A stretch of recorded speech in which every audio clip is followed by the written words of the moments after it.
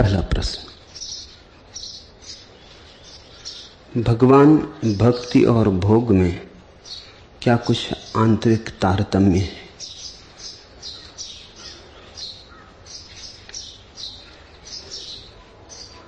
भोग को जानता है सिर्फ भक्ति ही। भक्त के अतिरिक्त भोग को किसी ने जाना नहीं, क्योंकि भोग तो सिर्फ भगवान का ही हो सकता है। जिसे तुम संसार में भोग कहते हो, वो तो भोग की छाया भी नहीं, वो तो भोग की दूर की प्रतिध्वनि भी नहीं, उसे तो भोग का आभास कहना भी गलत होगा। भोग की भ्रांति है। जिन्होंने परमात्मा को जाना उन्होंने ही भोगा। भोग भक्त और भगवान के बीच का संबंध है। भोग की गंगा बहती है भगवान और भक्त के किनारों के बीच। एक तरफ भगवान, दूसरी तरफ भक्त, बीच में भोग की गंगा का प्रवाह है। भोग बड़ा बहुमूल्य शब्द है, योग से ज्यादा बहुमूल्य है। लेकिन मेरे अर्थ को ठीक से समझ लेना।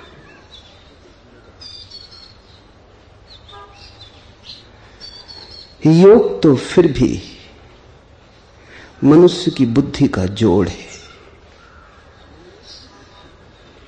हिसाब किताब है, विधि विधान है। भोग बुद्धि का नहीं, हृदय का परमात्मा से जोड़ है। न कोई हिसाब है, न कोई किताब है, न कोई विधि विधान है। समग्र समर्पण है, समग्र निवेदन है। भक्त अपने को भगवान के चरणों में रख देता है। उसी क्षण से श्वास श्वास में भगवान का भोग शुरू हो जाता है। भोग के अर्थ को जाना तो जा सकता है, कहा नहीं जा सकता, क्योंकि भोग स्वाद की बात है। जिसने लिया हो वही जानेगा, और जिसने जाना हो वो भी कह ना सकेगा, क्योंकि स्वाद की बात है। गूंगे का गुड़ है।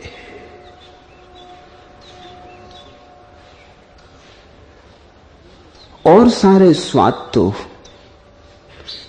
इंद्रियों के हैं। आंख से रूप का स्वाद मिलता है, कान से स्वर का स्वाद मिलता है, हाथ से स्पर्श का स्वाद मिलता है। परमात्मा तुम्हारी समग्रता का स्वाद है। आंख, कान, हाथ, पैर, तुम पूरे के पूरे एक ही लयबद्धता में, एक ही नृत्य में लीन हो जाते हो। आंखें देखती ही नहीं, सुनती भी हैं। कान सुनते ही नहीं, देखते भी हैं। हाथ छूते ही नहीं, गंध भी लेते। तुम्हारी पूरी समग्रता अस्तित्व के साथ आंदोलित होती, उस घड़ी का नाम स्वाद है। जिन्हें तुमने संसार में स्वाद जाना है, वे तो केवल इंद्रियों के आभास हैं, धोखे। जिसने परमात्मा का स्वाद जान लिया, संसार के स्वाद अपने से ही छूट जाते। छोड़ना पड़े तो एक बात पक्की है कि तुमने परमात्मा के स्वाद को नहीं जाना। इसलिए भक्त त्याग की बात ही नहीं करता है। यह कोई सौदा नहीं है कि तुम छोड़ोगे तो परमात्मा को पाओगे। तुम परमात्मा को पालोगे तो तुम पाओगे अचानक बहुत कुछ छूटने लगा, जैसे सूखे पत्ते वृक्ष से गिर जाते हैं। ऐसा ही कुछ व्यर्थ हो जाएगा और गिर जाएगा। स्वाभाविक है, जब परम स्वाद मिले तो क्षुद्र का स्वाद गिर जाए। जब परम भोग सजा हो तो रूखे सूखे के लिए कौन राजी होगा? जब उसका मंदिर खुले, तो कौन क्षुद्र में अपना आवास बनाएगा? इसलिए भक्त के लिए भोग तो बड़ा अनूठा शब्द है। भक्त अपने को समर्पित करता है। वो कहता है तुम ही संभालो। अपने को संभालता हूं तो अहंकार निर्मित होता है, अहंकारी दूरी खड़ी करता है। जितना मैं होता जाता हूं उतना दूर होता चला जाता हूं। तो भक्त कहता है तुम ही संभालो। मैं अपने को बीच में खड़ा ना करूंगा, ना तो करूंगा जप, न करूंगा तप, न त्याग, न तपश्चर्या, क्योंकि उस सब से अहंकार निर्मित होता है। उस सब से लगता है मैं कुछ हूं। करने से स्वभावता मैं निर्मित होता है। इसलिए भक्ति कोई कृत्य नहीं है, भक्ति शुद्ध समर्पण है। भक्त कहता है मैं संभाल नहीं सकता अपने को, छोड़ता हूं तुम्हारे चरणों में। तुम ही जहां ले जाओ चलूंगा, तुम ही जो कराओ करूंगा। तुम ही श्वास लो तो श्वास लूंगा, तुम ही रुक जाओ तो रुक जाऊंगा। ऐसा समग्र न्यौछावर सर्वस्व दान, तत्क्षण भोग की घड़ी आ जाती। इधर तुमने अपने को छोड़ा, उधर परमात्मा तुम्हें मिलना शुरू हुआ। भगवान, भक्ति और भोग तीनों बड़े जुड़े हुए शब्द हैं। योग तो कहता है हम टूट गए हैं, जोड़ना पड़ेगा। योग का अर्थ होता है जोड़। योग शब्द का ही अर्थ होता है जोड़। योग कहता है हम टूट गए, परमात्मा से जोड़ना पड़ेगा। भोग का अर्थ होता है हम जुड़े ही हैं, भोगना शुरू करो, देर कैसी, व्यर्थ प्रतीक्षा किसकी कर रहे हो? हम जुड़े ही हैं, जोड़ना नहीं है। अगर टूट गए होते तो जोड़ने का फिर कोई उपाय न था। टूटे नहीं है इसलिए जुड़ सकते, जोड़ने की चर्चा ही मत उठाओ। जुड़े हैं। तुम हो कैसे सकते हो बिना परमात्मा से जुड़े हुए? एक क्षण को भी ना हो सकोगे, एक पल को भी ना हो सकोगे। वही श्वास लेगा तो श्वास चलेगी, वही सूरज बन के चमकेगा तो शरीर को उत्ताप मिलेगा, वही हवाओं में आएगा तो प्राण मिलेगा, वही वर्षा में आएगा तो प्यास बुझेगी, वही भोजन में आएगा तो शक्ति मिलेगी, वही हजार हजार रूपों में आएगा तो ही तुम जी सकोगे। एक क्षण को भी उससे टूटे कि जीना समाप्त हुआ। उससे जुड़े होने का नाम ही तो जीवन है। इसलिए भक्त कहता है टूटना तो हुआ ही नहीं, जोड़ने की बात ही गलत है। भक्त कहता है जुड़े हैं, अब बस भोगना है। भक्त कहता है तुम जुड़े हो और भोग नहीं रहे, कैसे पागल हो? किस बात की प्रतीक्षा कर रहे हो? उत्सव की पूरी तैयारी हो चुकी है।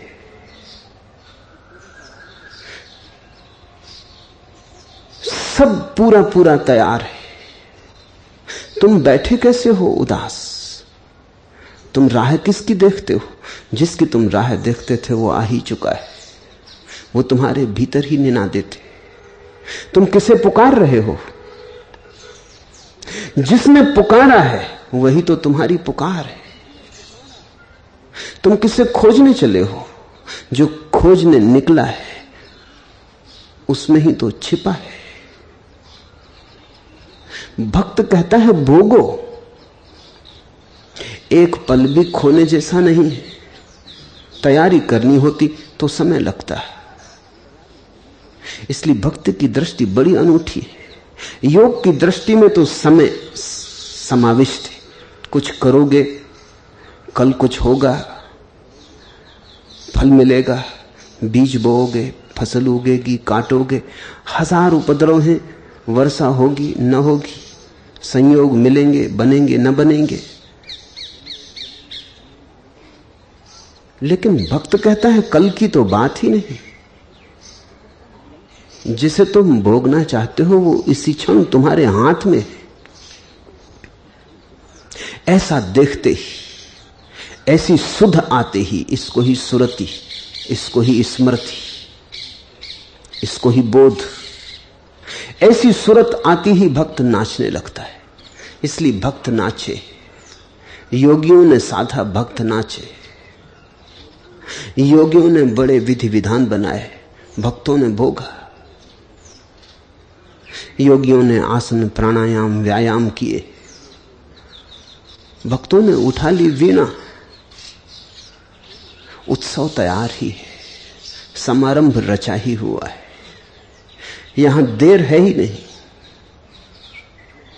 यहां क्षण भर भी खोना अपने ही कारण खोना है, उसके कारण नहीं। भोग की दृष्टि यह है, परम भोग की, भक्त के भोग की दृष्टि यह है कि एक क्षण भी तैयारी की जरूरत नहीं, समय अनिवार्य नहीं है। इसी क्षण आया हुआ है तुम्हारे द्वार पर परमात्मा, इसी क्षण उसने तुम्हें चारों ओर से घेरा है। उसी का स्पर्श तुम्हें हो रहा है हवाओं में, उसी की श्वास तुम्हारे हृदय को गतिमान किए। वही है तुम्हारा सोच विचार, वही है तुम्हारा ध्यान। इस बात की प्रतीति, प्रतिभिज्ञा बस काफी है।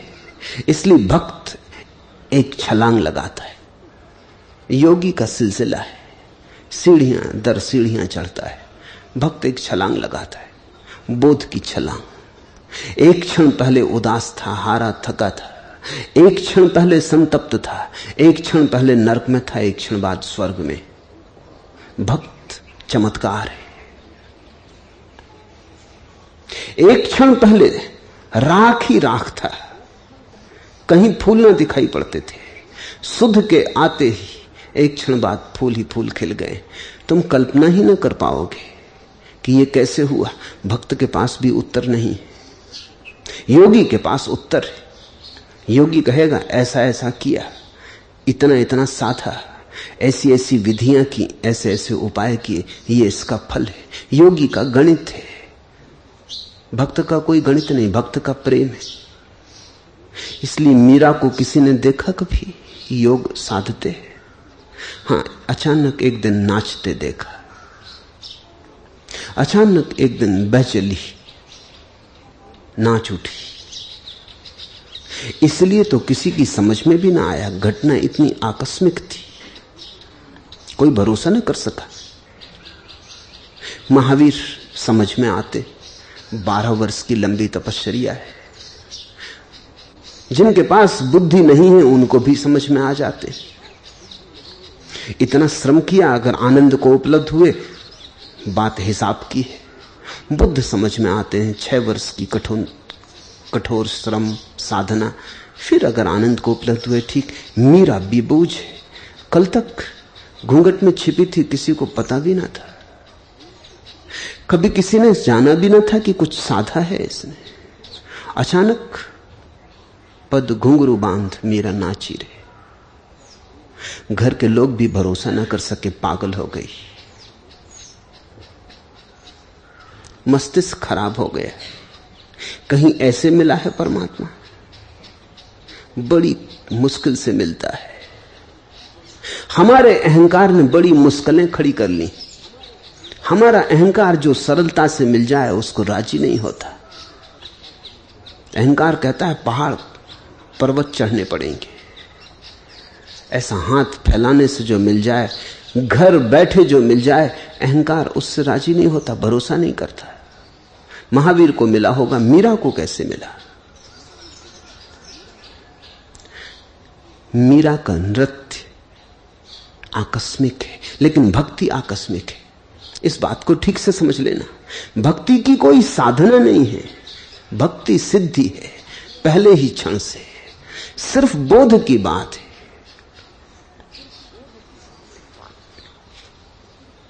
कभी उन मद भरी आंखों से पिया था एक जाम, आज तक होश नहीं, होश नहीं, होश नहीं। एक बार झलक मिल जाए बस काफी है। एक बार परमात्मा की प्रतीति आ जाए, एक बार ऐसी समझ उठ खड़ी हो बिजली की कौंध की तरह कि वो उपलब्ध है। मैं रुका किस लिए, प्रतीक्षा किसकी करता हूं? तो जो नृत्य शुरू होता है उसका फिर कोई अंत नहीं। कभी उन मद भरी आंखों से पिया था एक जाम, आज तक होश नहीं, होश नहीं, होश नहीं। भक्ति का होश बेहोशी जैसा है, भक्त का ध्यान तल्लीनता जैसा है, भक्त का होना न होने जैसा है। भक्त अपने को खोकर ही पाता है, भक्त अपने को डुबाता है जैसे बूंद गिर जाए सागर में। भक्त जुआरी है, बूंद जब सागर में गिरती है तो पक्का क्या है, बचेगी। पक्का क्या है कि खो ही न जाएगी सदा को। पक्का हो भी नहीं सकता, गारंटी होगी भी तो कैसी होगी, कौन देगा। बूंद मिटने को तैयार होती, मिटते ही सागर हो जाती।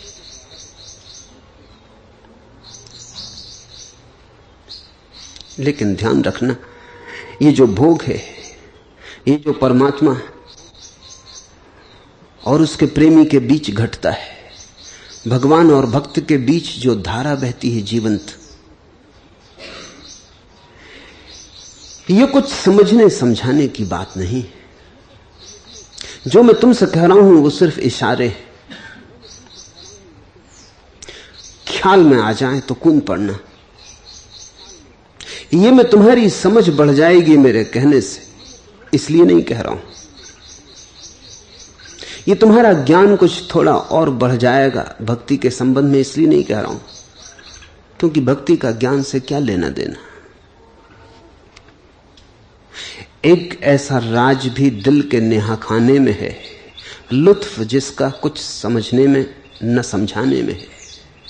बहुत गहरे हृदय के आत्यंतिक तल पर छिपा है रहस्य, न समझ में आता है, न समझाने में आता है।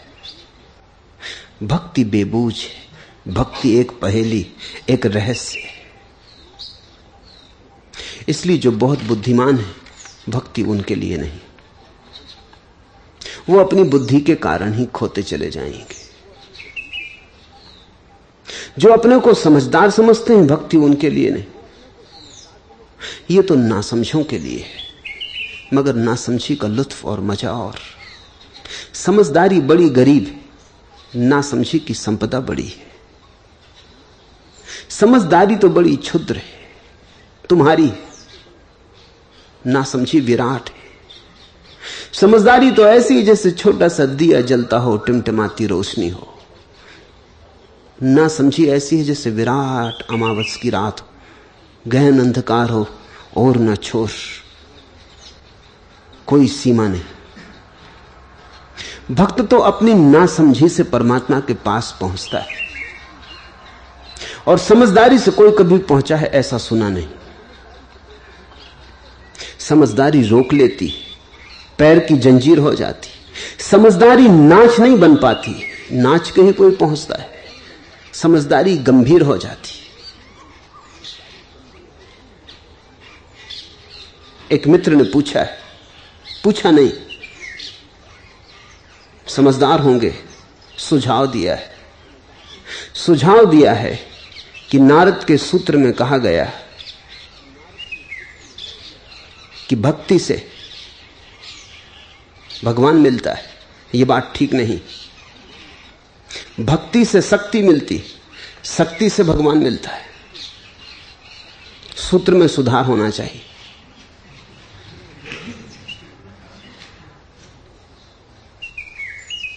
ऐसी बुद्धिमानी पैर की जंजीर हो जाएगी।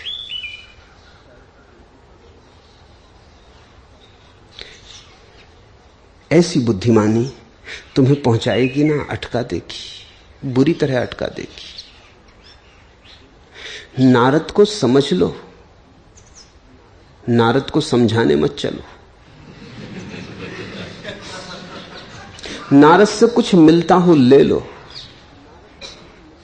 नारद को देने मत चलो। तुम्हारे पास अभी है क्या जो तुम दोगे?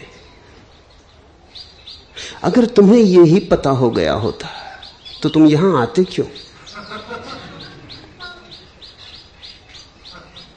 तुम किसकी तलाश कर रहे हो फिर?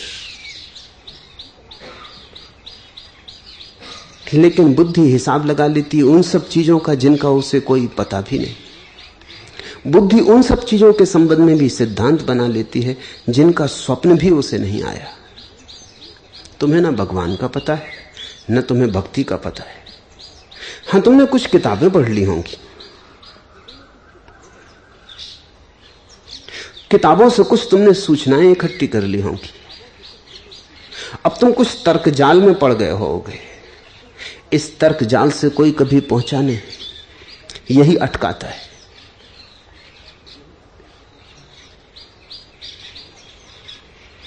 नासमझी चाहिए, पांडित्य नहीं।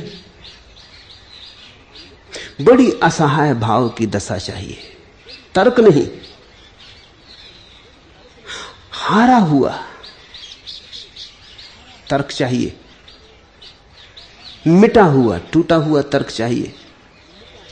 तुम्हारा तर्क जब टूट जाएगा और तुम्हारी बुद्धि जब राह ना बना पाए, तभी तुम्हें राह मिलेगी। जब तक तुम्हें लगता है तुम अपनी राह बना लोगे, तभी तक तुम भटकोगे।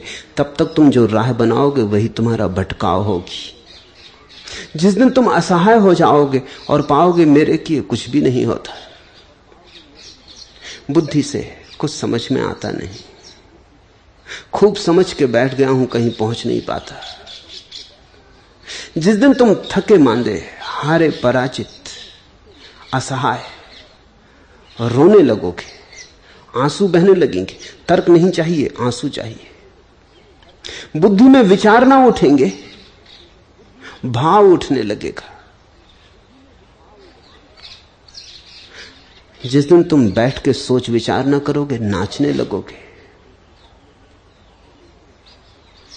बुद्धि में तर्क का शोरगुल नहीं, पैरों में घूंगर बंधे होंगे। उस दिन पहली दफा वर्षा होगी तुम्हारी भूखी प्यासी भूमि पर। उस दिन पहली दफा भगवान से तुम्हारा संस्पर्श होगा, भोग का पता चलेगा।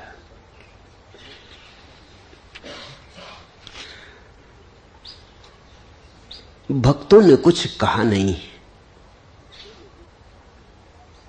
जो कहा है उससे कुछ साफ नहीं होता। भक्तों ने कोई तर्क नहीं किया है, जो बात भी की है वो इंगित की है, व्याख्या की नहीं। प्रमाण नहीं है कोई उसमें, सीधे सीधे वक्तव्य है। अगर भक्तों को समझना हो तो शास्त्रों में जाने का कोई सार नहीं। किसी भक्त की आंखों में जाना,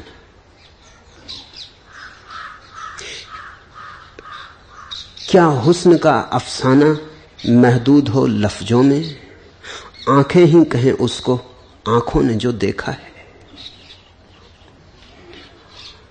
मीरा की आंखों में या चैतन्य की आंखों में वही है शास्त्र भक्ति का। तो भक्त को समझने का ढंग ही और है, और भक्ति के शास्त्र को समझने के आयाम ही और है। अगर सोच विचार से तुम अभी थक नहीं गए हो, अभी थोड़ी और उमंग बची है तड़फड़ा लेने की, तो तुम भक्ति की बातों में अभी मत पड़ो। तो अभी बहुत है, वेदांत हैं, वेद हैं, उपनिषद हैं, तो अभी योग है, सांख्य है, अभी बहुत शास्त्र पड़े हैं। अभी थोड़े वहां सिर फोड़ लो।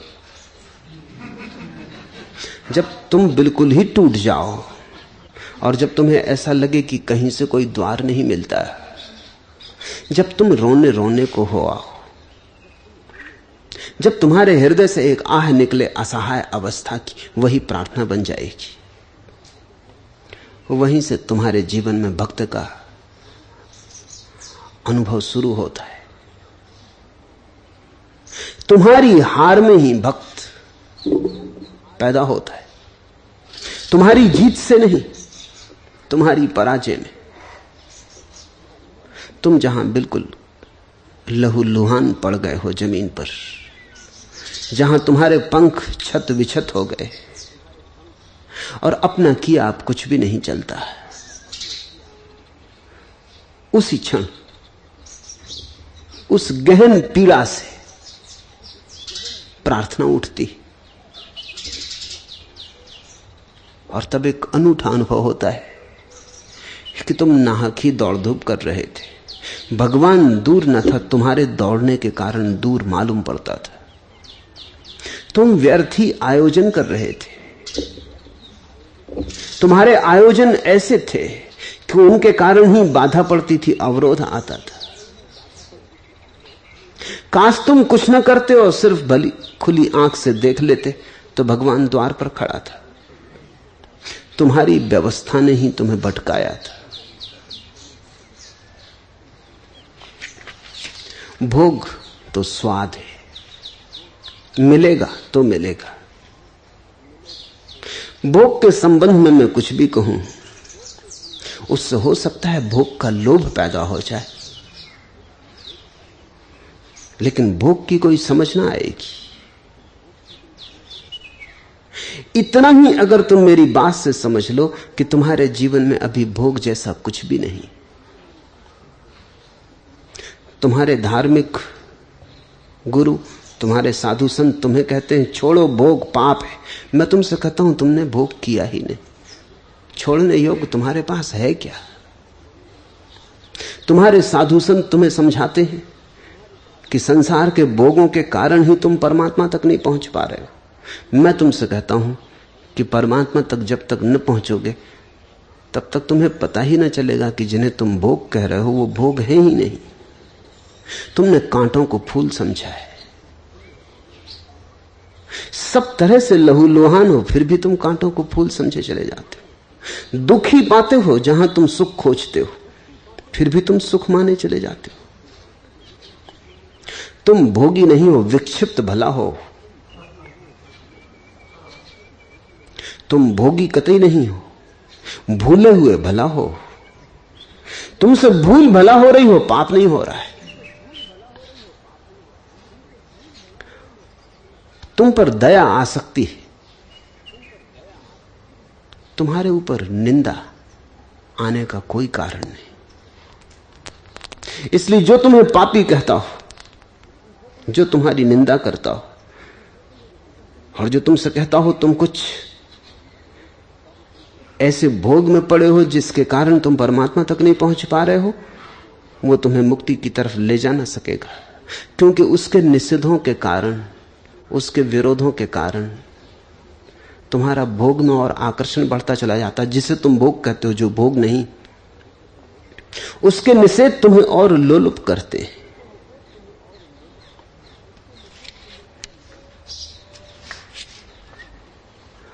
हजबे मैंने तेरा इस शेख भरम खोल दिया, तू तो मस्जिद में है, नियत तेरी मैखाने में। वो जो मंदिर मस्जिद में शराब की बुराई कर रहा है, उसकी बुराई भी उसके भीतर के राज को खोले दे रही है। बुराई भी हम उसी की करते हैं जिसमें हमारा रस होता है। हजबे मैंने तेरा इस शेख भरम खोल दिया, ये जो तूने जो निंदा की है शराब की, इससे तेरे भीतर का राज भी पता चल गया। तू तो मस्जिद में है, नियत तेरी मैखाने में। तू यहां मस्जिद में बैठा होगा, लेकिन मन तेरा अभी भी मैखाने में। अगर तुम्हारा धर्मगुरु स्त्रियों की निंदा कर रहा हो तो समझना स्त्रियों में रस अभी कायम है। अगर धन की गाली दे रहा हो, धन की निंदा कर रहा हो, तो समझना कि रस अभी धन में। अगर भोजन का विरोध कर रहा हो, उपवास की शिक्षा दे रहा हो, तो समझना कि रस अभी भोजन में। और उसके विरोध से तुम्हारा रस मिटेगा नहीं, उसके विरोध से बढ़ेगा। क्योंकि जितना ही तुम्हें कोई चीज कही जाए कि बुरी है, निषेध किया जाए, इंकार किया जाए, उतना ही मन को लगता है जरूर कुछ होगा। तभी तो इतने सारे धर्मगुरु, इतने मंदिर मस्जिद इसके विरोध में खड़े। जिस दरवाजे पर लिखा हो भीतर झांकना मना है, वहां झांकने का मन हो जाता है। तो जिन जिन चीजों को लोगों ने पाप कहा है, उनको करने की आकांक्षा प्रबल हो गई है। तुम छोटे से बच्चे को देखो, छोटा बच्चा मन का सबूत है, क्योंकि मन सभी के छोटे बच्चों जैसे। उससे तुम कहो कि फला चीज मत खाना, उसे शायद याद भी न थी, तुमने कह के और याद दिला दी। उससे कहो कि फला जगह मत जाना, दुनिया बड़ी है, शायद वो जाता भी ना उस जगह, लेकिन तुमने अब सारी दुनिया को इंकार कर दिया और एक ही जगह पर उसका ध्यान आकर्षित कर दिया। अब वहीं जाएगा। तुम्हारे कहने ने ही बता दिया कि जरूर कुछ राज होगा, अन्यथा कौन किसको मना करता है। जरूर कोई बात काम की होगी, रहस्य की होगी। ईसाइयों की कथा है कि परमात्मा ने आदमी को बनाया और उससे कहा कि यह एक वृक्ष है, ज्ञान का वृक्ष, इसके फल तू मत खाना। बगीचे में अनंत वृक्ष थे, मगर सब वृक्ष व्यर्थ हो गए। अदम की आंखें उसी वृक्ष पर लटक गईं। रात सोते जागते उसको उसी की याद आने लगी होगी। स्वाभाविक है। भूल अदम की नहीं, भूल परमात्मा की। इतने वृक्ष थे, अगर न कहा होता तो मैं समझता हूं शायद अभी तक भी वो खोज ना पाया होता। खोजने की जरूरत ही ना रही, तुमने तख्ती लटका दी। जहां जहां निषेध है वहां वहां निमंत्रण हो जाता है। जहां कोई कहे मत करो, करने की प्रबल आकांक्षा जगती है। अहंकार नहीं के साथ जूझने लगता है, प्रतिरोध पैदा होता है। जिन चीजों को लोगों ने पाप कहा है, उन्होंने तुम्हें ग्रस लिया। मैं तुमसे कहता हूं कोई पाप नहीं है, भूल हो सकती है, भूल है। पाप तुम्हारी छोटी छोटी भूलों के लिए बहुत बड़ा शब्द हो गया। इतने बड़े शब्द का उपयोग ठीक नहीं। कोई आदमी को भोजन में थोड़ा रस आ रहा है, इसको पाप?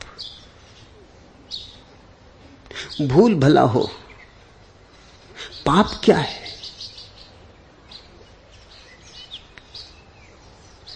किसी आदमी को वस्त्र पहनने में सुख मिलता है, भूल भला हो, पाप क्या है? और जिसको वस्त्र पहनने में रस मिलता है, वो केवल एक बात की खबर देता है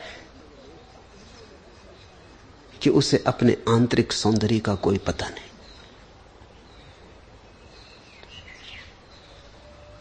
उसे आंतरिक सौंदर्य का पता हो जाए तो बाहर की सजावट वो बंद कर देगा।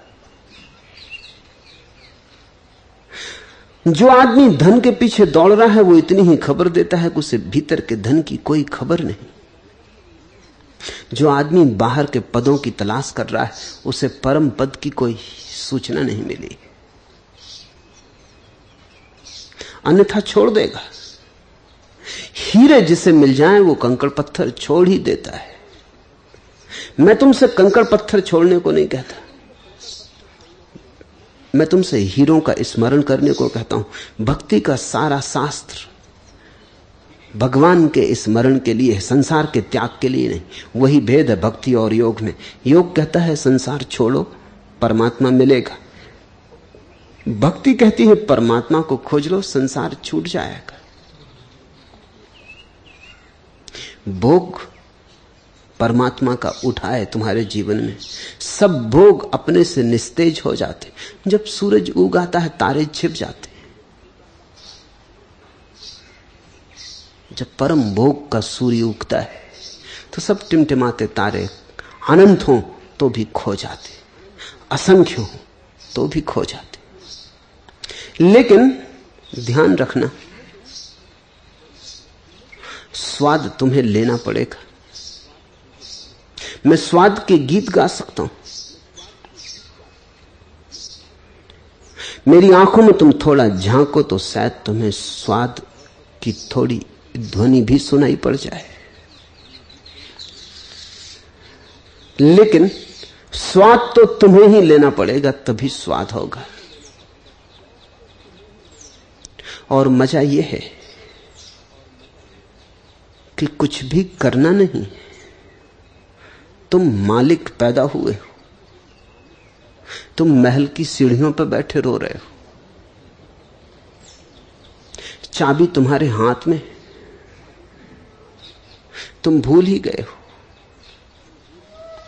तुम जैसे हो जहां हो, भक्ति का यह बुनियादी सूत्र है, तुम वहीं भोगना शुरू कर दो। तुम जैसे हो जहां हो, वहीं तुम परमात्मा के स्मरण को उपलब्ध हो जाओ। याद करो उसकी। क्या होगा इसका अर्थ? इसका यह अर्थ होगा, मैं तुमसे यह कहूंगा, अब जब तुम भोजन करो तो भोजन की फिक्र मत करना, परमात्मा को खोजना भोजन में। इसलिए उपनिषद कहते हैं अन्नम ब्रह्म। वो बड़े ज्ञानियों की बात है, बड़े पहुंचे हुए पुरुषों की बात है। भोजन में भगवान। तुम जब भोजन का स्वाद लो तब भी स्मरण करना, स्वाद उसी का है, रसो वैसा, सब रस उसी का है। जब तुम एक सुंदर स्त्री को गुजरते देखो तो स्मरण करना, सब सौंदर्य उसी का है, रसो वैसा, सब रस उसी का है। जब तुम फूल को खिला देखो तो उसी को प्रणाम करना, क्योंकि सभी खिलना उसी का है। पक्षी गीत गाएं तब तुम गौर से सुनना, क्योंकि कंठ हो अनेक, गीत तो उसी का है। धीरे धीरे तुम चारों तरफ जीवन में उसका स्मरण इस तरह करना कि उसके अतिरिक्त तुम्हें कोई दिखाई ही ना पड़े। भक्ति सुगम है, सरल है, सहज है। लेकिन अगर तुम्हें कठिनाई ही में रस हो तो बात और, तो फिर बहुत योग शास्त्र, फिर उल्टे सीधे व्यायाम करने की बहुत सुविधाएं।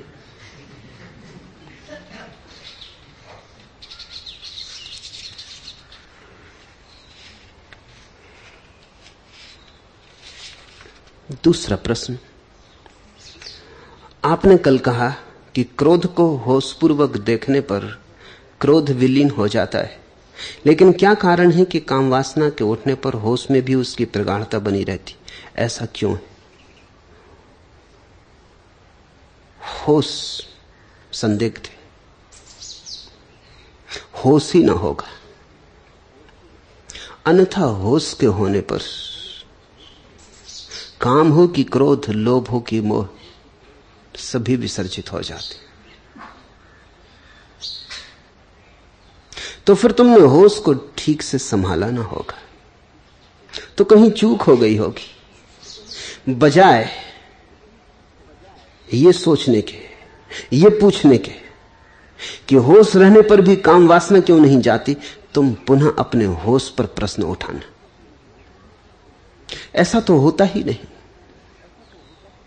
होश का अर्थ तो केवल इतना ही है कि होश के क्षण में तुम्हें कोई भी चीज घेर नहीं सकती। बस नाम से कोई फर्क नहीं पड़ता, काम है, क्रोध है, मोह है, लोभ है, ये सवाल नहीं है। होश के क्षण में तुम सिर्फ साक्षी रह जाते हो, तो तुम किसी भी चीज से ग्रसित नहीं हो सकते। हां, होश का क्षण खो जाए तो तुम फिर पुनः ग्रसित हो जाओगे, या होश का क्षण आए ही ना, तुम अपने को धोखा दे लो और समझा लो कि होश का क्षण। लेकिन ये होश की परिभाषा है, कसौटी, कि उस क्षण में तुम शुद्ध निर्विकार हो जाते हो। होश के क्षण में तुम भगवान हो जाते हो। उस क्षण में तुम्हें कोई भी चीज पकड़ नहीं सकती। अगर पकड़ लेती हो तो होश का क्षण नहीं है, तुमने किसी तरह अपने साथ आत्मवंचना कर ली। उन्हें सादते मंजिल रसी नसीब हो गया, वो पांव राहे तलब में जो डगमगा न सके। यदि तुम्हारे पैर न डगमगाएं तो इसी जीवन में आखिरी मंजिल उपलब्ध हो जाती। किन पैरों की बात है? होश के पैरों की बात है। अगर होश न डगमगाए तो जिसको कृष्ण ने गीता में स्थिति प्रज्ञ कहा है कि जिसकी चेतना स्थिर हो जाती, जिसकी चेतना में कोई कंपन नहीं होता, अकंप हो जाती, उस अकंप दशा में कोई चीज प्रभावित नहीं करती, क्योंकि प्रभावित हुए कि कंपन शुरू हुआ। प्रभाव यानी कंपन, डगमगाहट। तो मैं ये कहूंगा कि फिर से होश को साधना, और जल्दी ना करो। काम वासना बड़ी गहरी वासना है। तुम्हारी भूल मैं समझता हूं कहां हो जाती। तुमने अभी उड़ना भी नहीं सीखा आंगन में, और तुम बड़े आकाश की यात्रा पर निकल जाते हो। गिरोगे, मुश्किल में पड़ोगे। अभी तुम जरा नदी के किनारे थोड़ा तैरना सीखो, फिर गहरे सागरों में उतरना। होश के साथ यही कठिनाई है कि तुम सोचते हो चलो होश का प्रयोग कर लें काम वासना पर। काम वासना सबसे गहरी वासना है। इतनी जल्दी मत करो। पहले ऐसी चीजों पर होश को साधो जिनमें किनारे पर थोड़ा प्रशिक्षण हो जाए। जैसे राह पे चल रहे हो, होश पूर्वक चलो। सिर्फ चलने के प्रति होश रहे, भूल ना जाओ।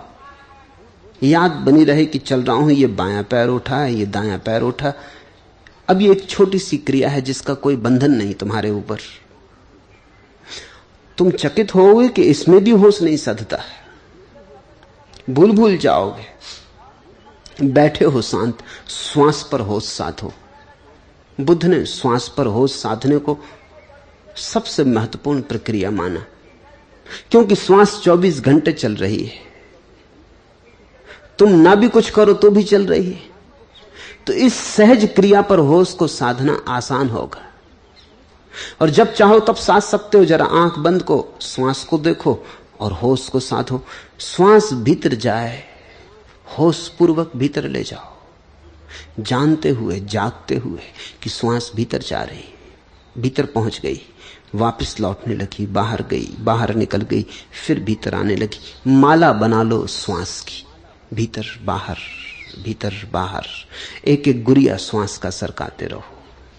तुम चकित होगे कि यह भी भूल जाता है। क्षण भर को होश आएगा, फिर मन चला गया, दुकान पर कुछ खरीदने लगा, बेचने लगा, किसी से झगड़ा हो गया। फिर चौंकोगे, पाओगे अरे घड़ी बीत गई, कहां चले गए थे, श्वास तो भूल ही गई। फिर पकड़ कर ले आओ। इसको मैं किनारे का अभ्यास कहता हूं। श्वास में कुछ झंझट नहीं। अब तुम या तो क्रोध पे साधोगे। क्रोध रोज तो होता नहीं, प्रतिपल होता नहीं, कभी कभी होता है। जब होता है तब इतनी प्रगाढ़ता से होता है कि तुम गहरे में उतर रहे हो। जब होता है तब इतनी बातें दांव पे लग जाती कि शायद तुम सोचोगे फिर देख लेंगे होश इत्यादि। ये अभी तो निपट लें।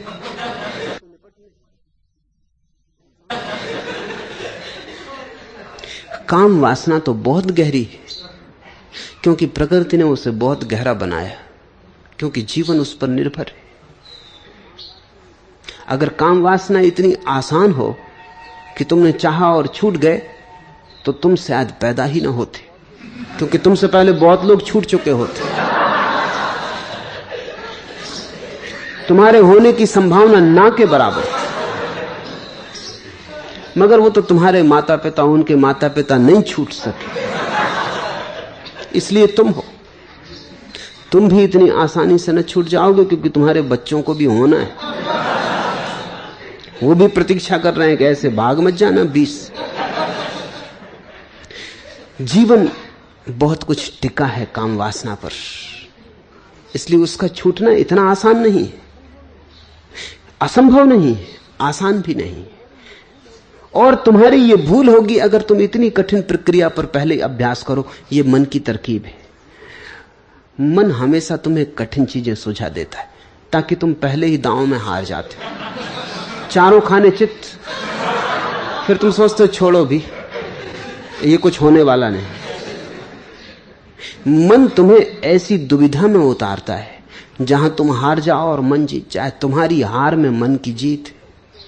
तो मन तुम्हें तरकीबें ऐसी बताता है कि तुम पहली दफे पांव उतारो नदी में कि डुबका खा जाओ, कि सदा के लिए भयभीत हो जाओ कि यहां जान का खतरा है, जाने ही नहीं। थोड़े बोधपूर्वक चलो। पहले ऐसी चीजों पर होश साधो जिनका कोई भी बल नहीं है। राह पर चलना, श्वास का देखना, कोई भी ऐसी चीज, पक्षी गुनगुना रहे हैं गीत, बैठ के शांति से उनका गीत सुनना। सतत होश रहे, इतनी बात है। अखंडित होश रहे, धारा टूटे ना। जैसे कि कोई तेल को एक पात्र से दूसरे पात्र में डालता है तो अखंड धारा रहती तेल की, टूटती नहीं। बस ऐसी तुम्हारी होश की धारा रहे। पक्षी गुनगुनाते रहें गीत, तुम सुनते ही रहो, सुनते ही रहो, सुनते ही रहो। एक क्षण को भी तुम कहीं और ना जाओ। तो धीरे धीरे किनारे का अभ्यास करो। जैसे जैसे अभ्यास घना होगा वैसे वैसे तुम्हारे भीतर उत्फुल्लता बढ़ेगी। जैसे जैसे अभ्यास घना होगा तुम्हारे भीतर अपने प्रति आश्वासन, विश्वास बढ़ेगा। फिर तुम धीरे धीरे प्रयोग करना, वो भी जल्दी नहीं करना। क्रोध पर भी प्रयोग करने हो तो क्रोध भी हजार तरह के। एक क्रोध है जो तुम्हें अपने बच्चे पे आ जाता है, उस पर अभ्यास करना आसान होगा क्योंकि बच्चे के क्रोध में प्रेम भी सम्मिलित है। फिर एक क्रोध है जो तुम्हें दुश्मन पे आता है, उसमें प्रेम बिल्कुल सम्मिलित नहीं, उस पर अभ्यास करना कठिन होगा। तो क्रोध में भी गौर करना कि कहां अभ्यास शुरू करो।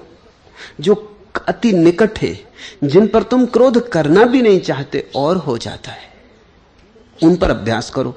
फिर कुछ हैं जो बहुत दूर है, दूर ही नहीं विपरीत है, जिन पर तुम चाहोगे कि क्रोध ना हो तो भी भीतर की चाह है कि हो जाए। जिन पर तुम खोजते हो अकारण भी कि कोई निमित्त मिल जाए और क्रोध हो जाए, उन पर जरा देर से अभ्यास करना। पहले अपनों पर, फिर पड़ोसियों पर, फिर शत्रुओं पर। इतने जल्दी तुम अगर शत्रु पर अभ्यास करने चले जाओगे तो ये ऐसे ही हुआ कि तलवार हाथ में लियो सीधे युद्ध के मैदान में पहुंच गए। कोई प्रशिक्षण न लिया। पहले प्रशिक्षण लो। प्रशिक्षण का मतलब होता है पहले मित्र के साथ ही तलवार चलाओ। शत्रु के साथ चलाना खतरनाक हो जाएगा।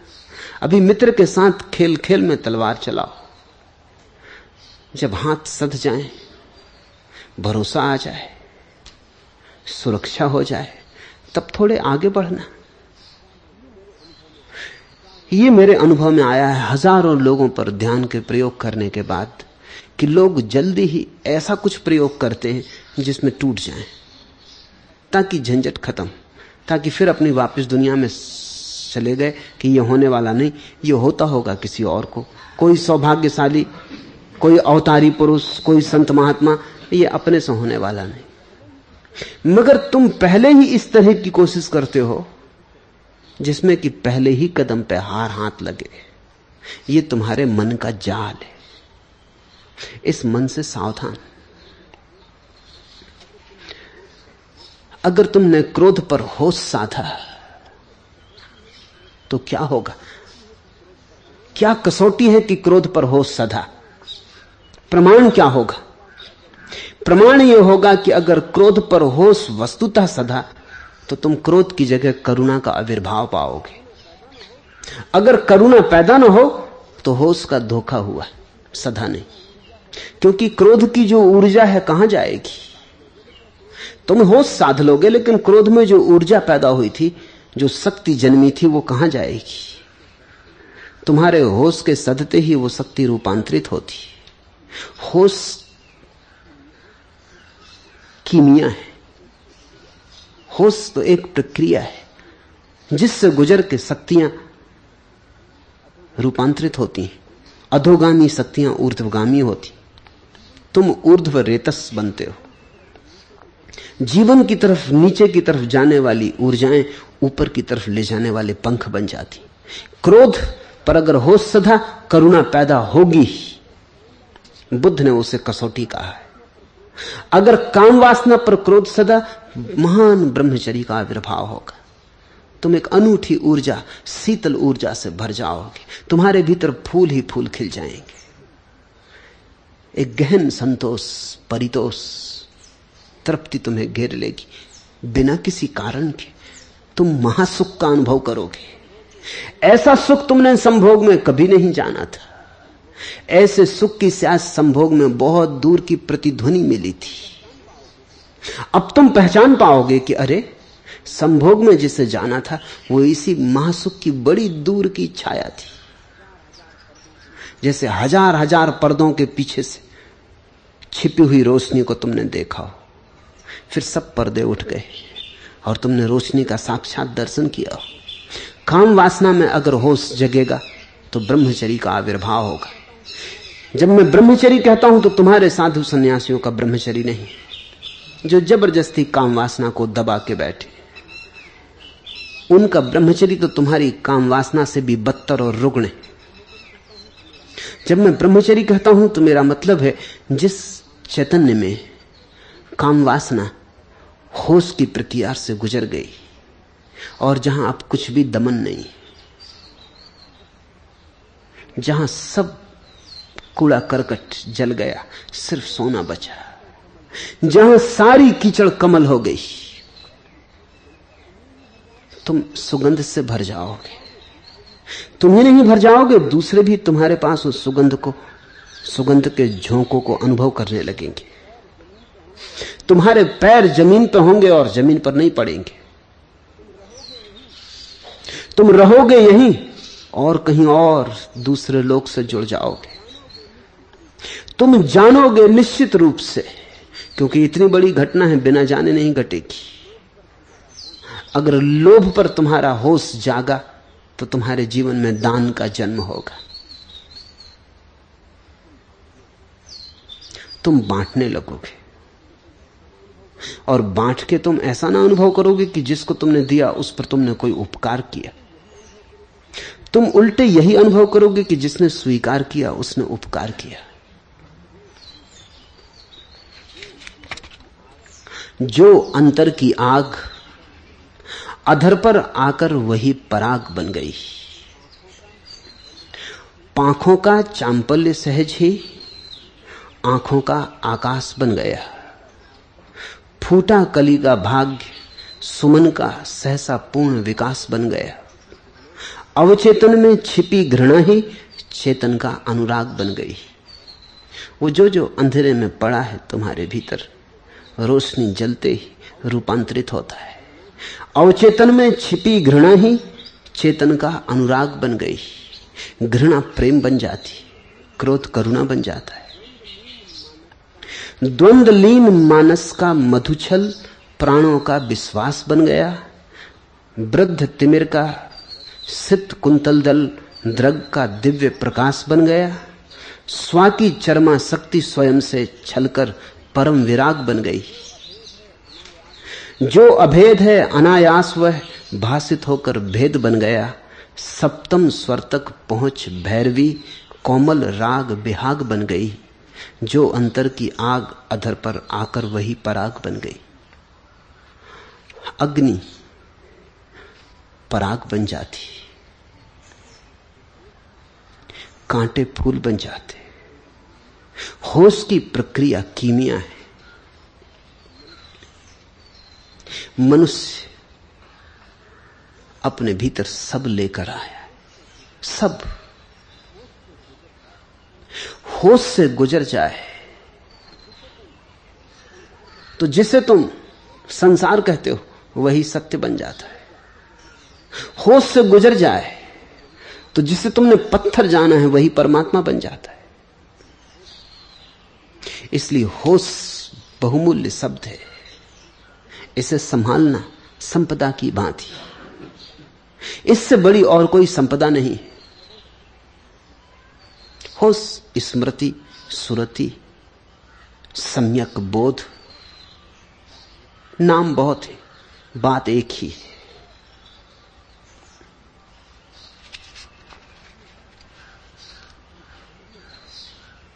तीसरा प्रश्न, आपने कहा कि तुम स्वप्न पर श्रद्धा करते हो और सत्य पर संदेह, पर जिसे आप स्वप्न कहते हैं वो हमें सत्य मालूम देता है और आपका सत्य हमारे लिए स्वप्नवत है। कृपा पूर्वक बताएं कि किसकी गंगा उल्टी बहती है, आपकी या हमारी, और क्यों और कैसे।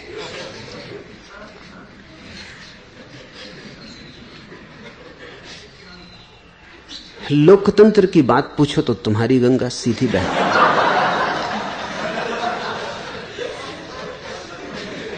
लेकिन सत्य से लोकतंत्र का कोई संबंध नहीं। भीड़ से सत्य तय नहीं होता। तो फिर कसौटी क्या है? एक ही कसौटी है कि अगर गंगा सीधी बहती हो तो आनंदित होगी, सहज होगी, संगीतपूर्ण होगी, सागर की तरफ पहुंच रही है, अपना घर पास आ रहा है, प्रतिपल पुलकित होगी, नृत्य करती होगी, समारोह पूर्वक होगी। गंगा अगर उल्टी बहती हो तो दीनहीन होगी, परेशान होगी, तनाव से भरी होगी, दुखी होगी, संतप्त होगी। तो तुम ही सोच लो, अगर तुम प्रसन्न हो, आनंदित हो तो धन्य भाग, तुम्हारी गंगा सीधी बह रही। अगर तुम दुखी हो, पीड़ित हो, परेशान हो तो ऐसा समझ के मत बैठ जाना कि गंगा सीधी बह रही, क्योंकि तब तो फिर तुम्हारे इस दुर्भाग्य से छूटने का उपाय भी ना रहा। अपने अपने भीतर कस लेना, अपनी अपनी गंगा है। अगर उल्टी बह रही हो तो आनंदपूर्ण नहीं हो सकती। उल्टा होके कोई कभी आनंदपूर्ण हुआ? शीर्षासन करके जरा खड़े होके देखो, कितनी देर कर पाओगे?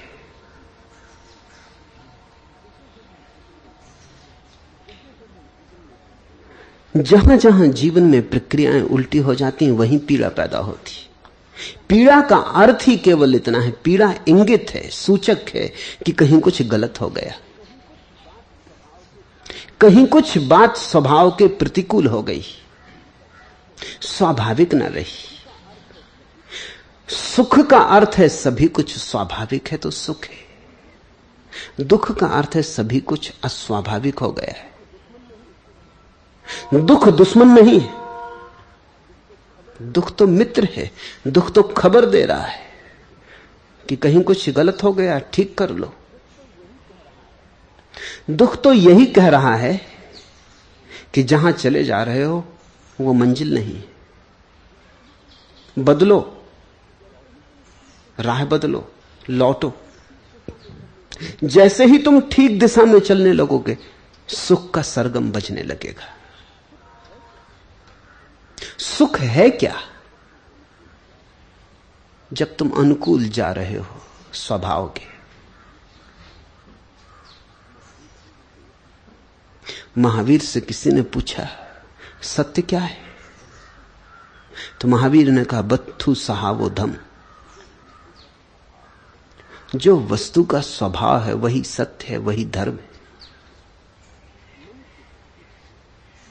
मनुष्य दुखी है, स्वभाव के प्रतिकूल है, धर्म के प्रतिकूल है। तुम अपने भीतर जांच कर लो। अगर दुखी हो, गंगा उल्टी बह रही, फिर देर ना करो, क्योंकि ज्यादा देर उल्टे बहते रहो तो उल्टे बहने का अभ्यास हो जाता। फिर जितने जल्दी हो सके उतनी जल्दी रूपांतर करो। दुख के साथ बैठ के मत रह जाना, नहीं तो दुख भी आदत बन जाता है। फिर तुम दुख को छोड़ना भी चाहते हो और छोड़ना भी नहीं चाहते। एक हाथ से पकड़ते हो, एक हाथ से हटाते हो। चाहते हो मुक्ति हो जाए दुख से, और बीज भी बोए चले जाते हो क्योंकि आदत हो गई है।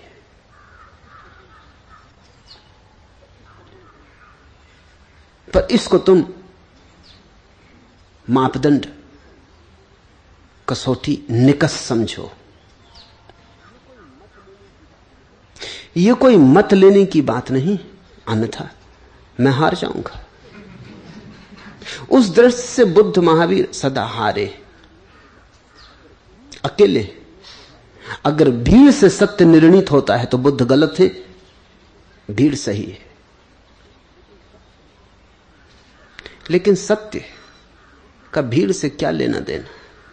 सत्य तो भीतरी अनुभव है, उससे दूसरे की तुलना का भी कोई संबंध नहीं। मैं तुमसे यह भी नहीं कहता कि तुम मुझसे तुलना करो, मैं तुमसे यही कहता हूं तुम अपने भीतर ही जांच परख करो, अवलोकन करो। अगर दुखी हो तो गंगा उल्टी बह रही है, अगर सुखी हो सौभाग्य, गंगा बिल्कुल सीधी बह रही। फिर तुम किसी के चक्कर में मत पड़ना, फिर तुम किसी की शिक्षा स्वीकार मत करना।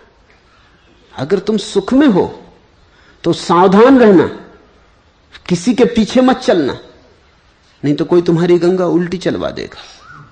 अगर तुम सुख में हो तो सुख में जीना, चाहिए ही क्या और। अगर तुम सुख में हो तो आनंद तक पहुंच जाओगे। सुख प्रमाण है कि ठीक जगह चल रहे हैं, मंजिल आ जाएगी। अगर तुम दुख में हो तो सुख तक ही पहुंचना मुश्किल है, आनंद तक तो कैसे पहुंचोगे? फूल खिले हैं गुलशन गुलशन, लेकिन अपना अपना दामन। फूल तो खिले हैं चारों तरफ, पर कुछ लोग हैं जिन्होंने कांटों को चुनने की आदत बना ली। अपना अपना दामन, जो कांटे ही चुनते हैं, फिर पीड़ित होते, फिर भी कांटे चुनना जारी रखते। काफी समय हुआ, बहुत देर हो गई, काफी जन्मों तक तुम कांटे इकट्ठे किए हो, अभी भी तुम्हारी आंख में सुख का फूल खिला हुआ मालूम नहीं होता। अभी भी तुम्हारे हृदय में वो साज नहीं बज रहा है जिसे सुख का कहें। चेतो, बदलो, रूपांतरित हो। किसी और के कहने की बात नहीं है, खुद को ही समझ लेने की है।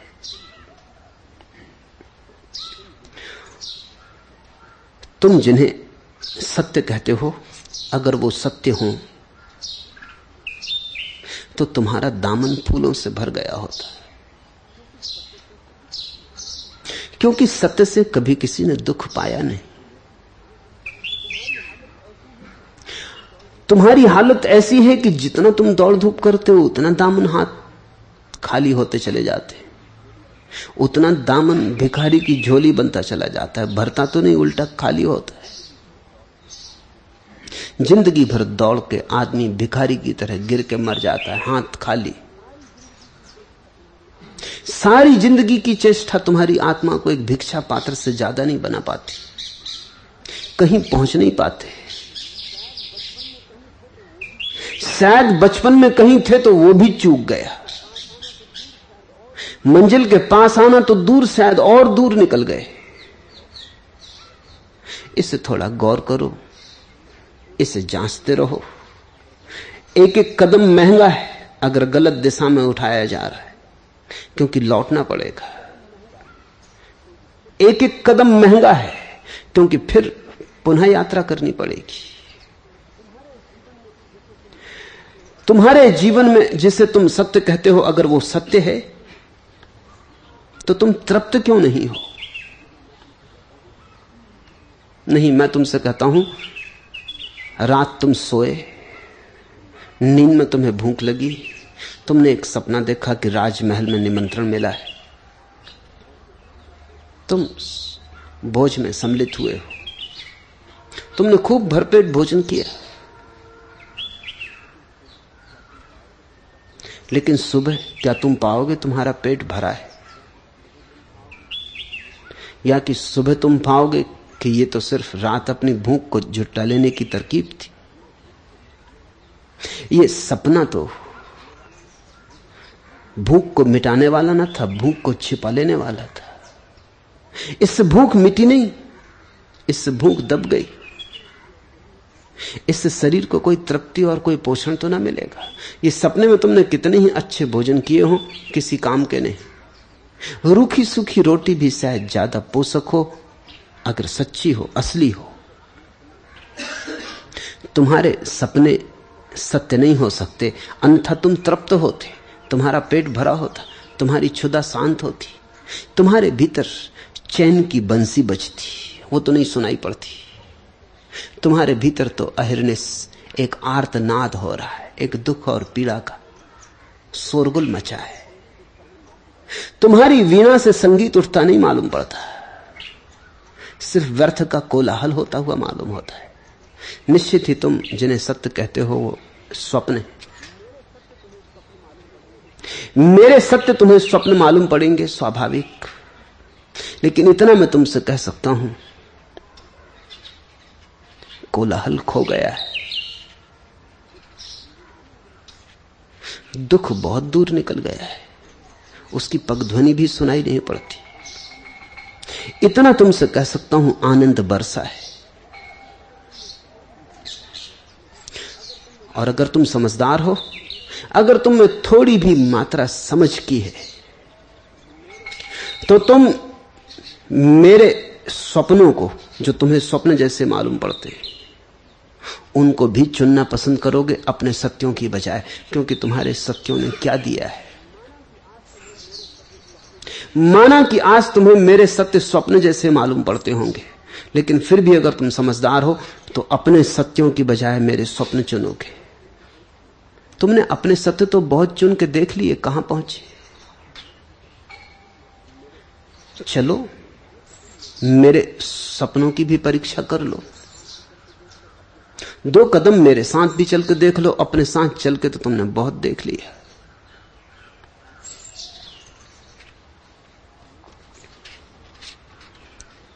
आखिरी प्रश्न। भगवान, मेरे पिताजी 17-18 वर्ष की उम्र में धूनी वाले बाबा के पास अकेले गए और वहां से लौटते समय रास्ते में उन्हें कुछ अनुभव हुआ और वे विक्षिप्त हो गए। तब से आज तक वे जीवन को 2 विपरीत तलों में बारी बारी से जीते, एक विक्षिप्तता का और दूसरा सामान्य समाज स्वीकृत। जब वे विक्षिप्तता की दशा में होते हैं तब उनका स्वास्थ्य बिल्कुल ठीक होता है और वे अभय से भरे होते हैं। साधु संतों के पास जाते हैं, तीर्थ यात्रा करते हैं, चिंता मुक्त मस्ती से जीते हैं। और जब वे सामान्य दशा में होते हैं तब रुग्ण हो जाते हैं, भयभीत, चिंतित और गंभीर रहते हैं और पूरे समय घर में ही बने रहते हैं। आज उनकी उम्र 70 वर्ष है। आप कृपा कर मुझे कहें कि इस जीवन में क्या उनकी नियति यही है या उनके लिए भी जीवन के अंतिम चरण में नए जन्म की कोई संभावना है। नरेंद्र ने पूछा है। नरेंद्र के पिता को मैं जानता हूं।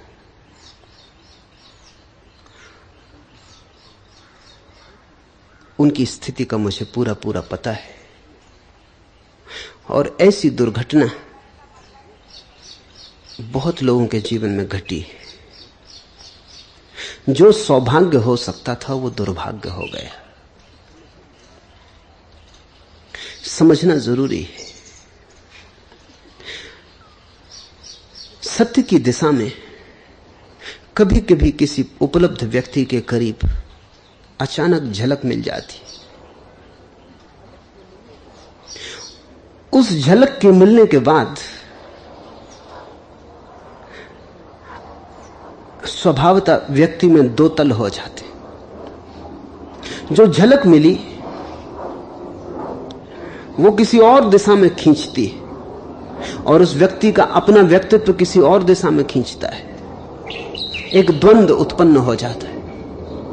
फिर वो जो झलक मिली वो कुछ ऐसी मस्ती से भर देती है कि लगता है पागलपन है।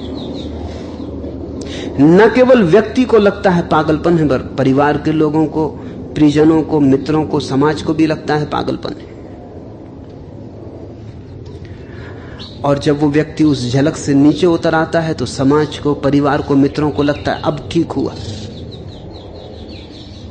हालत बिल्कुल उल्टी है। वो जो पागलपन की दशा है वही ठीक दशा है। नरेंद्र के पिता को अगर बचपन से ही, जब उनको ये घटना घटी, तभी से अगर जबरदस्ती स्वास्थ्य दिलाने की चेष्टा न की गई होती और उनकी विक्षिप्तता को एक भक्ति की अहोभाव की दशा समझा गया होता तो वो कभी के खिल गए होते। लेकिन परिवार ने, घर ने, समाज ने भी समझा कि ये पागलपन है, इसका इलाज होना चाहिए। बहुत इलाज किए गए उनके, जबरदस्ती दवाइयां दी गई उनको, और वो भी मानते हैं कि ये पागलपन है। पागलपन जैसा लगता ही है क्योंकि इतना अनूठा लोक शुरू होता है, खुद भी भरोसा नहीं आता, तो वो भी साथ देते हैं इलाज में, चिकित्सा में। फिर भी जो झलक मिली थी वो इतनी महत्वपूर्ण थी कि लाख दवाएं भी उससे नीचे नहीं उतार पाई, फिर पकड़ लेती।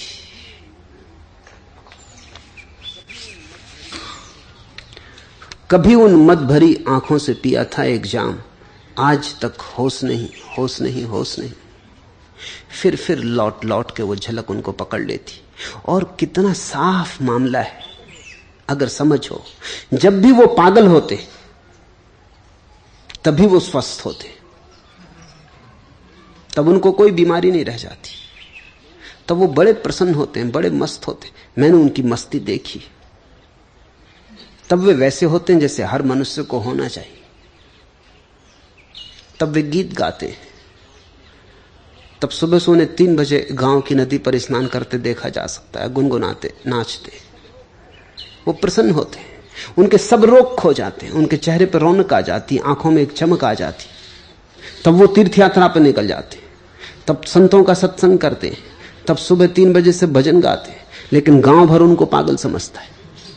तब वो मस्त होते हैं, तब उनकी मस्ती का कोई ठिकाना नहीं होता, तब उनके प्याले से उनकी मस्ती बहती, तब पूरा गांव उनको पागल समझता है।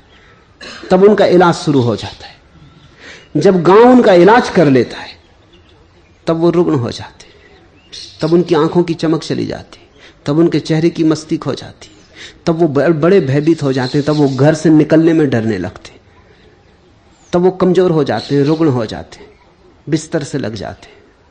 तब लोग कहते हैं अब ठीक हो गए, अब पागल नहीं। अब ये मामला बिल्कुल सीधा साफ है। जब वे पागल हैं तब वे ठीक हैं। लेकिन समाज को पागलपन लगता है, घर के लोगों को भी पागलपन लगता है, क्योंकि हम ये मान ही नहीं सकते कि कोई आदमी होश में और इतना मस्त हो सकता है। हम सब इतने रुग्ण, परेशान और दीनहीन, और हमारे बीच अचानक एक आदमी इतनी मस्ती दिखला रहा, जरूर दिमाग खराब हो गया। दुखी होना हमारी कसौटी है सामान्य स्वास्थ्य की। प्रसन्न चित्त हो जाने से शक होने लगता है। मेरे पास लोग आ जाते हैं, खुद भी शक होता है उनको। वो कहते हैं ध्यान कर रहे हैं, बड़ा आनंद आ रहा है, लेकिन कहीं पागल तो ना हो जाए। आनंद पागल का लक्षण। मेरे पास लोग आते हैं, वो कहते हैं कि बड़ी शांति मिल रही, लेकिन घर लौट के जाएंगे कुछ लोगों को ऐसा तो ना लगेगा कि कुछ गड़बड़ हो गई।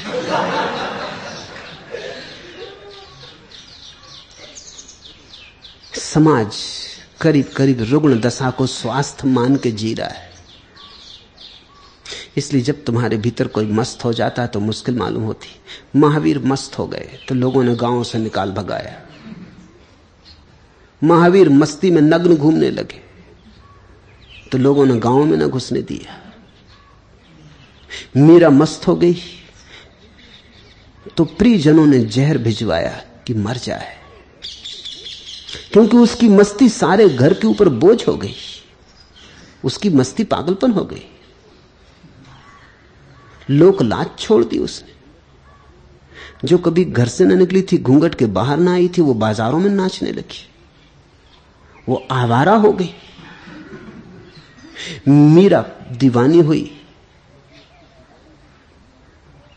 लेकिन उसकी दीवानगी परम स्वास्थ्य है। यही झंझट नरेंद्र के पिता के साथ हो गई। अभी भी उपाय है, अगर उनके पागलपन को स्वास्थ्य मान लिया जाए और उनका इलाज न किया जाए, और जब वो पागल हो जाएं तो सारा घर उत्सव मनाए और उनके पागलपन में सम्मिलित हो जाए और उनको आश्वासन दे कि तुम बिल्कुल ठीक हो। उनके मन से ये भ्रांति टूट जाए कि मैं गलत हूं, तो उनके भीतर का जो द्वैत पैदा हो गया वो विसर्जित हो जाए। वो जिनके पास गए थे धूनी वाले बाबा, वो एक परमहंस व्यक्ति थे। उनके पास घटना घट गई होगी। वो एक महानुभाव थे, उनकी छाया में कोई बात पकड़ गई होगी। फिर भूले नहीं भूली वो मस्ती, फिर गई नहीं। फिर जमाने बीत गए, 50 साल हो गए उस बात को हुए। लेकिन अगर सुख की एक झलक मिल जाए तो घेर घेर लेती है, बार बार घेर लेती। सौभाग्य का क्षण आया था, उसे हमने बदल दिया, रूपांतरित कर दिया, उसे दुर्भाग्य बना दिया। हुदूद कूचा ए महबूब है वहीं से शुरू, जहां से पड़ने लगे पांव डगमगाए हुए। परमात्मा का घर वहीं से पास है, प्रेमी का घर आने लगा करीब। हुदूद कूचा ए महबूब है वहीं से शुरू, उस प्यारे के घर की सीमाएं पास आने लगी, जहां से पड़ने लगे पांव डगमगाए हुए, जहां से मस्ती आने लगे, शराब का नशा छाने लगे। पास है उसका घर, वो उस घर के बहुत पास होकर लौट आए हैं। वो भूलते भी नहीं, भूल भी नहीं सकते, उनका कोई कसूर भी नहीं। लेकिन समाज ना समझ, समाज के मूल्य गलत है। वो परमहंस हो गए होते, वो पागल होकर रह गए।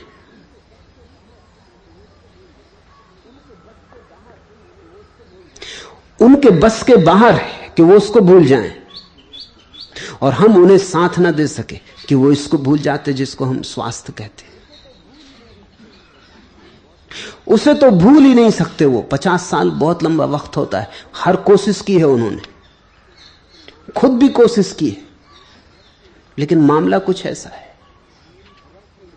वो जो एक रब्ते मोहब्बत है, मिटाना उसका मेरी ताकत में नहीं, आपकी कुदरत में नहीं।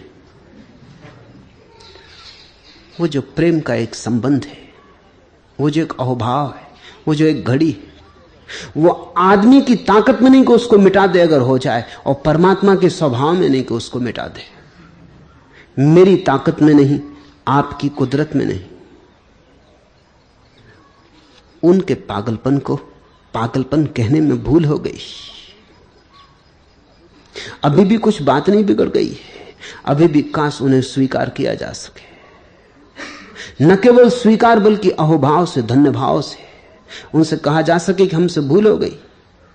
अगर परिवार उनसे कह दे कि हमसे भूल हो गई और हम व्यर्थी तुम्हें खींचते रहे, वो हमारी गलती थी, हमारी नासमझी थी, हम समझ ना पाए कि क्या तुम्हें हुआ है, तुमने कौन सा झरोखा खोल लिया, हम अंधे और हमने तुम्हें अपनी तरफ खींचने की कोशिश की। उस खींचतान में सब टूट गया। न तुम वहां जा पाए, न तुम यहां के हो पाए। यहां के तुम हो नहीं सकते, वो तुम्हारे सामर्थ्य के बाहर है। जिसकी आंख उस पर पड़ गई वो लौट नहीं सकता। हां, खींचतान में दुर्दशा हो जाएगी, वही दुर्दशा उनकी हो गई है। उन्हें स्वीकृति चाहिए, सम्मान पूर्वक स्वीकृति चाहिए, ताकि उनके भीतर का भी भाव यह हो जाए कि ठीक हुआ है।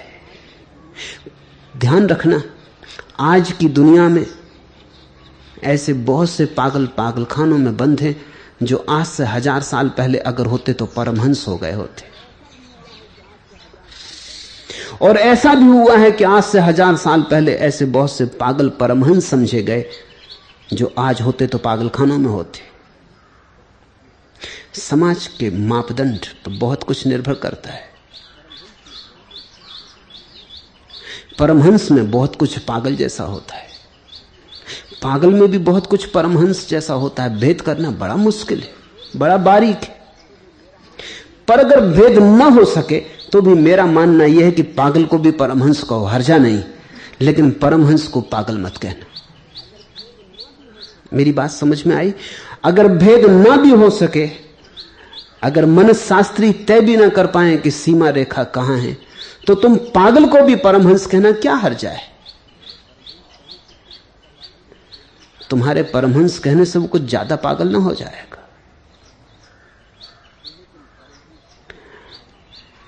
लेकिन परमहंस को पागल कभी मत कहना, क्योंकि पागल कहने से वो जो है जहां जा रहा था जा ना पाएगा, और यहां तो अब हो नहीं सकता, वो आधा आधा हो जाएगा।